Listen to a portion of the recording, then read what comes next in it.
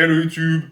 Today I'm going to be sharing with you guys 5 things I wish I knew before I started lifting. All the advice I would give my younger self if I could step into a time machine.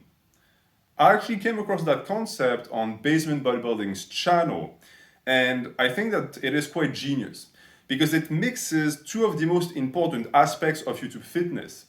The first one being the transmission of knowledge. It is my belief that most of what you should be watching and consuming on this platform is information to better your life. Entertainment is okay, but if you do 70% entertainment, 30% information, in my opinion, you are simply wasting your life away looking at other people having fun, other people fulfilling their dreams, etc., etc. And on top of that, you're making them money. Be a little bit more selfish and take advantage of people like me and others who are there to share their experience. To me, this is what lifting is. We all do it individually, independently, and that is great. But after that, we are to pull our experiences together to push everyone forward. Passing down knowledge to the younger generation is what I am personally passionate about. And therefore, that type of video is right up my alley. And then there's the second aspect, which is the vulnerability.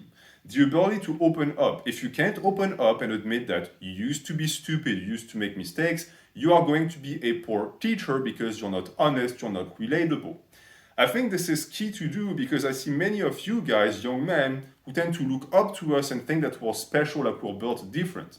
And I'm there to remind you that it's nonsense. We all started small, we all started stupid. It is normal. We got to the point we are today. It does not make us different. It just means that we've been at it longer than you. That is it.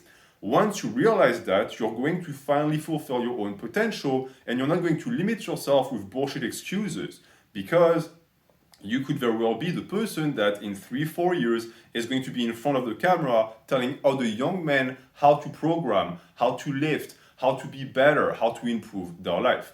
So this is what I want to actually help you do today by going back in time, talking to my younger self and sharing all of the things that I discovered throughout the years. I'm actually going to pin Basement Bodybuilding's video underneath in the comments because the difference of perspective is very interesting. So once you're done watching my video, go check his out and also check out his channel. He has great content for natural bodybuilding.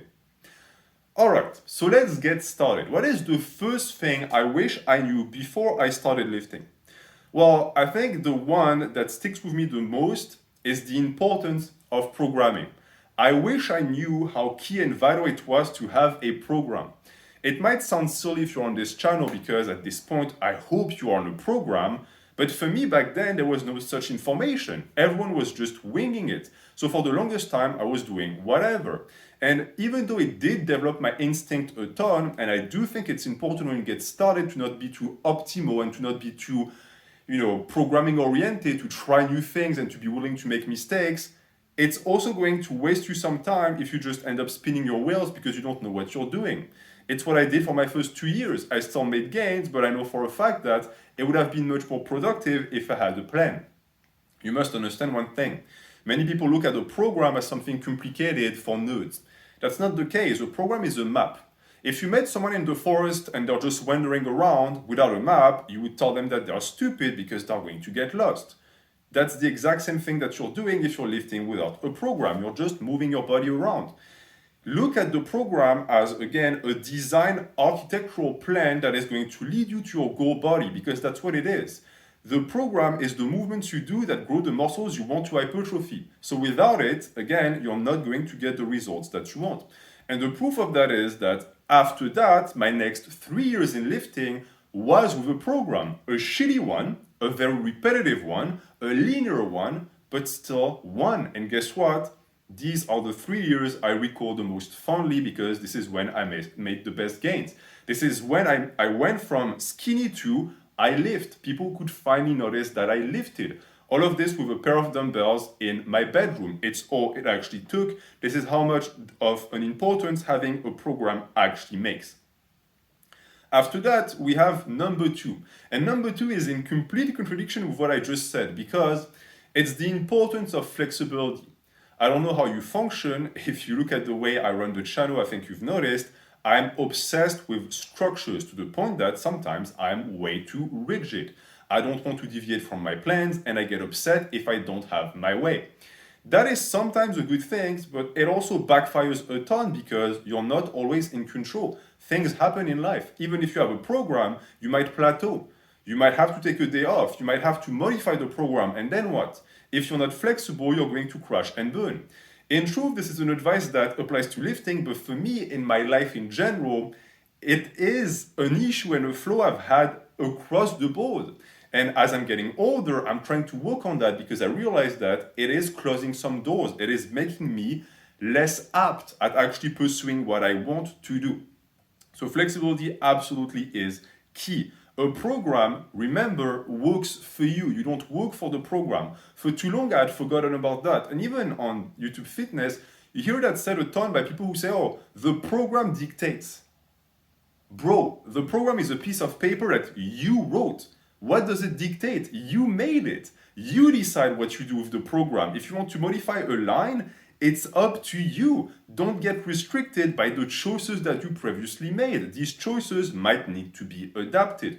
If you're not able to adapt, you are not going to evolve. This is the law of evolution. This is how people actually progress. And it still cracks me up because even as I say that, just 2 years ago, I was still full of that idiotic dogmatism. I was trying to push the concept of a final program, meaning a program that doesn't need to change anymore. I think now you get to understand that I have a problem because I like structures so much that I want them to be set in stone. But if they're set in stone, they stop being useful. There's no such thing as a final program. Your program is going to evolve forever. Why? Because your body evolves forever. And this is also me admitting one thing that I'm sure can be helpful for you as well.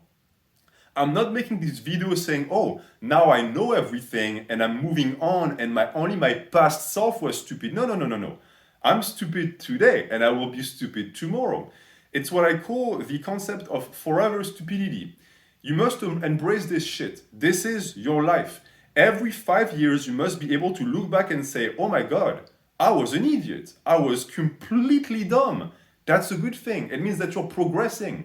If at any point in your life you look back and you think either, oh, I was just as intelligent or capable 5 years ago, or oh, I was better back then, you fucked up.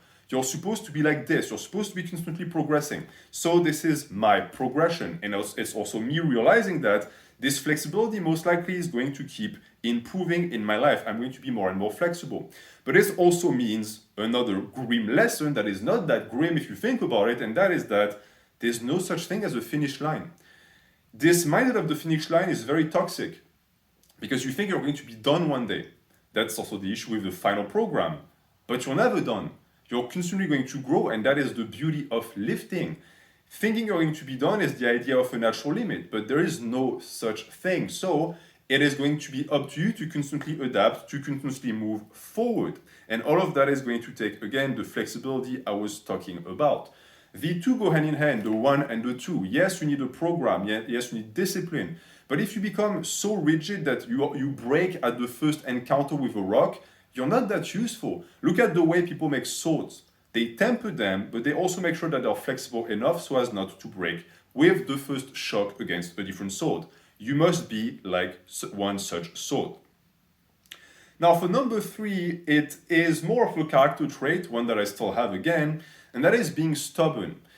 Again, being stubborn is not necessarily a bad thing, and having the discipline to actually put in the work can be important. Many people lack it as they get started. A headstrong approach is needed just to get the work done. But if it ends up with you running into the wall times and times again when you meet difficulties, it's not going to work. Example with plateaus.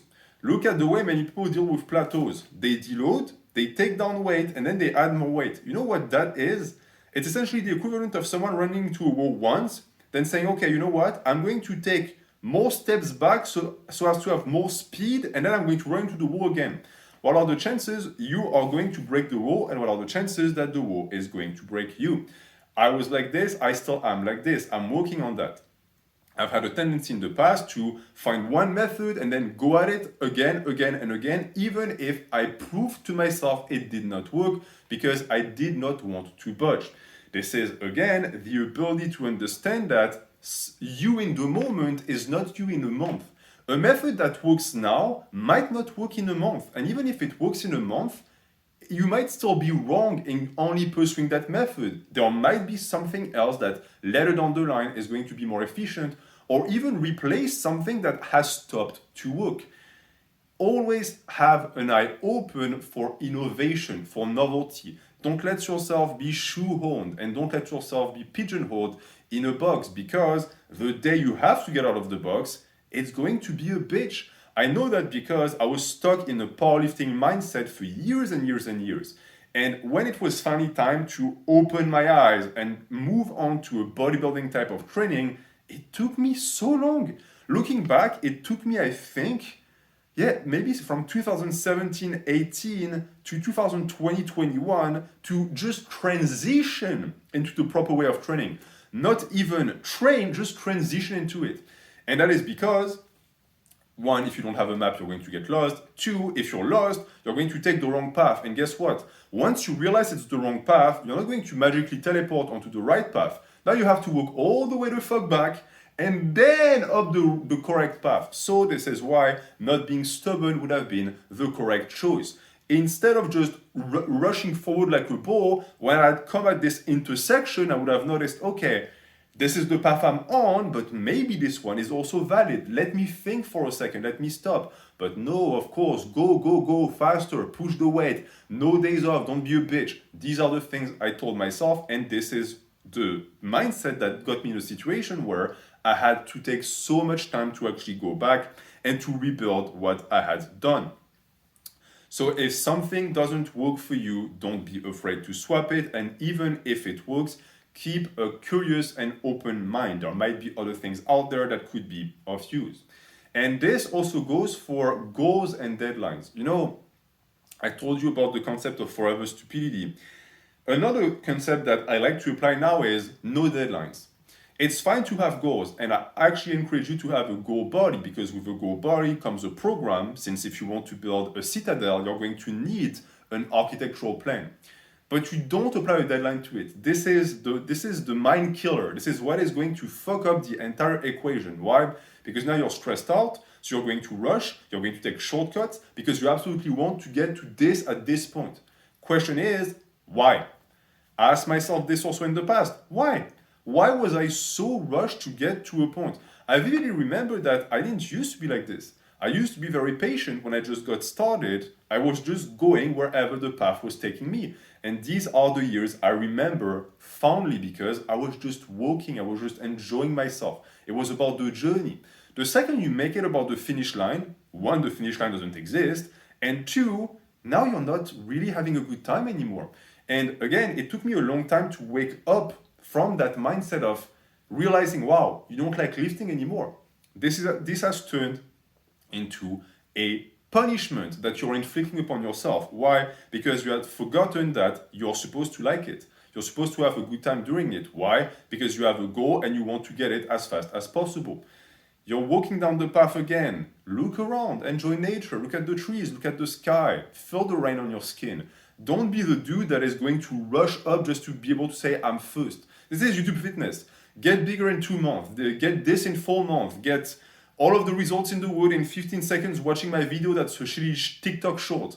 All of that is just to play off of your fears and insecurity, and most importantly, your impatience. This was me in the past, and most likely it is you as well. So do not fall for that. Make sure that you have, again, a headstrong mindset, but don't let people make use of it, and don't let yourself fool yourself into just rushing blindly, because most likely you will have the same realization I had a few years back, and it's going to cost you a ton more time than if you just had taken your time on the way. Now, when we talk about things that we do to ourselves and we end up regretting, something I would tell my younger self also, and that is number 4, is to make friends with your body. Many people don't do that nowadays. It's beyond the psychological. It's very important to love yourself and to be your own best friend. But beyond that, in lifting, I've found that many people seem to just be in it to destroy their body.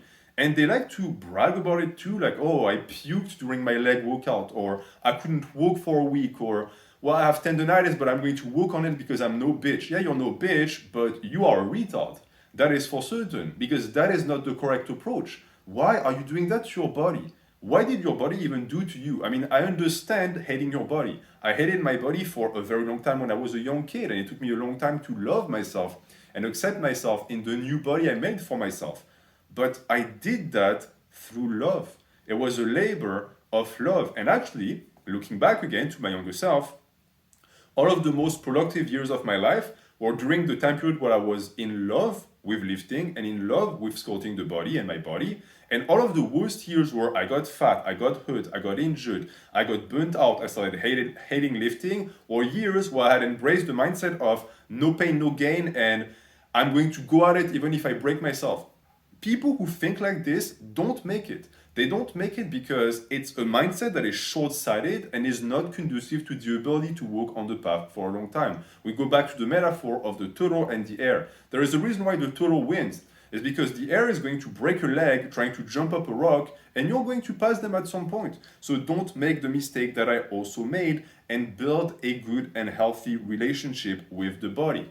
Don't fall for all of the memes of forcing growth. You have to overeat, you have to push through pain. I've done all of these things. I stuffed my face, I did squats and deadlifts with broken bones.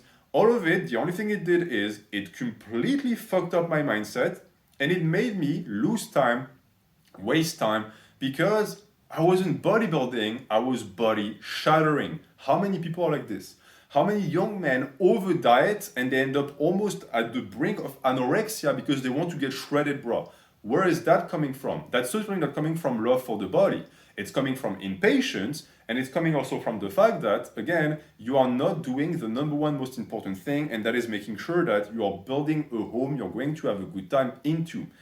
Riddle me this. Who spends the most time in your body? Is it this influencer that is telling you to do all of these things? No, it's you. Fuck other people's opinion. Build the body that you want. For the longest time, it's what I did. Then I discovered YouTube Fitness, and all of these influencers started coming in, and I started letting other people dictate what I was going to do with my body. And this is when everything actually went south. This is when my growth stopped. This is when I was constantly in pain because I was following someone else's pace. And most importantly, I was following someone else's plan. My map was no longer in my hands. I was not in control of where I was going. I was miserable, but I was never, this is going back to the third one, I was never stopping for a second to look where I was because I was in such a rush.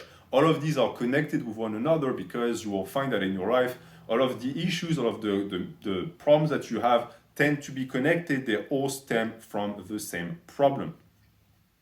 And that leads us directly to number 5, which is to avoid bad influences. Now, in that regard, I'm luckier than you are because you're most likely a Zoomer and you grew up in the age of information. You are constantly bombarded with lifting info, with influencers trying to tell you to do this and do that. I did not have that at the start, and these were my most fruitful years. Then I discovered YouTube Fitness and things went south.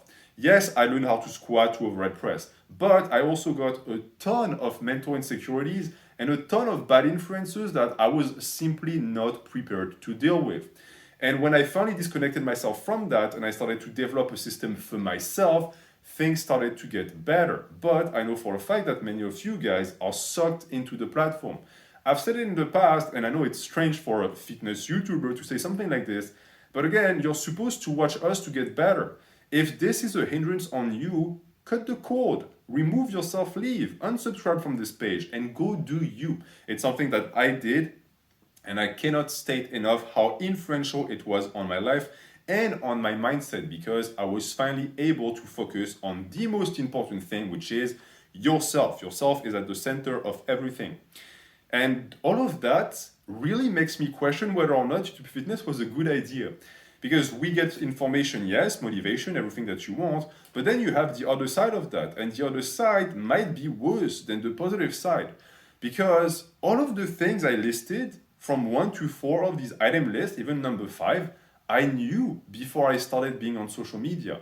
I knew and I vividly remember how balanced my approach to training was when I got started. Sure, I didn't really know what I was doing, but my mindset was pure. and then it got polluted and I had to cleanse it and return. So now I have the best of both worlds. I have the information, I have the purity of mind, and I also have the ability to sense the pollution and also the cravings of wanting to burn it on a pyre. But I'm getting a little bit out of hand. So the point of avoiding bad influences for you is going to be exactly this, is to realize why you started watching YouTube fitness in the first place. It certainly wasn't to spend 25 minutes watching pro bodybuilders training with one another. It wasn't to look at another man eat a meal. It wasn't to just watch other people live life. You started because you wanted to get bigger. You wanted to learn how to lift. This is it. This is when it starts and ends, and it connects with all of my other points. Why did you get started? What was your reason for lifting? I knew my reason. I wanted to get bigger. Then at some point I lost that reason, and when I lost that reason, another reason was dumped into my laps by influencers. If you don't have a goal in life, trust me, other people are going to be waiting in line to give you a goal that is going to serve them. So have a goal. Make decisions for yourself. Have a goal body. Have a program that you want, and then after that, remember that all of this previously is supposed to help you. If it doesn't help you, ditch it or modify it. This is the best thing I can tell you, but the only way to get to that point again is to remove yourself from these influences. Because if just like me, you lose sight of your goal, when you get to your goal, do you think you're going to be happy? I know that for me, I was starting to build a body that wasn't really making me happy at all, but I was completely lying to myself and thinking that once I got to the finish line, then I would be happy. This also transcends lifting. I know so many people who are like this. They always say, oh, it'll be better next month. It'll be better next year. I will be happy then. If you want to be happy now. Because trust me, if you say in a year, you'll be just as miserable. So make the choice to be happy now and take the actions that are going to make you happy now. But the only way to do that is to know what is going to make you happy. If you don't have an identity, which a lot of people don't have, how are you supposed to even know what is going to fulfill it? The answer is you don't. So what is the number one first important thing to do as a human, as a man? Build your identity. And this is why I think number 5 is the one that you must pay the most attention to. It's because even though I speak about bodybuilding, I think in truth that the best advice I can give you is this, is to build up a strong identity. Once the identity is in check, you're unstoppable. The rest is going to be smooth sailing. The body you will build is going to be the body that you like the most. Fuck what everyone has to say about it, because it is yours, okay? You make your body for yourself. If I had stayed true to who I was back then, before discovering social media, I don't know where I would be today, but I'm certain that all of these years, I would have been able to do something more productive than just destroying my body. I'm happy that it happened because, again, it gave me the weapons to fight back against it. And this is what I'm doing with this video and with my channel. I'm giving you these weapons. I fucked up, I wasted years, but are they really wasted if they gave me the knowledge to prevent you from wasting your time? So what I can tell you, and maybe the best piece of advice from this video, is to stay true to yourself. Once you discovered what you stand for, what you want in life, stick to that. You're good. Yeah, stay flexible, have an open mindset, but make sure that the influence is coming from you and it's going to serve you later in life. And that's it. That was the 5 pieces of advice I would give my younger self if I could step into a time machine. So again, because I really like this concept, I would want to expand an invitation to a few YouTubers that I want to hear more from. I want to hear what these guys have to say about that. What are the things that they wish they knew before they started lifting? So for this one, I'm going to be paging Alpha Destiny, Bold Omliman, and Geoff, because I checked on their channel, they never actually made a video following that concept and topic, and therefore I'm very curious, and I'm sure you guys are very curious as well, to hear about their experience, because it's going to benefit everyone if we can be more open about our mistakes. It also benefits us because, as you can tell, you have epiphanies as you discuss your previous problems, since we are forever idiots and we will forever be idiots. Now, what I would also like from these 3 is if they could do the video at their own pace. Of course, I know that everyone is very busy. And then if they could select someone else. So it's going to be a chain of sorts where all YouTubers of all sizes are going to be able to share what they did so that they can actually best benefit people who listen to them. And I'm going to leave you with that. I'm also interested in listening and reading to the things that you wish you knew before you started lifting. Have a good night.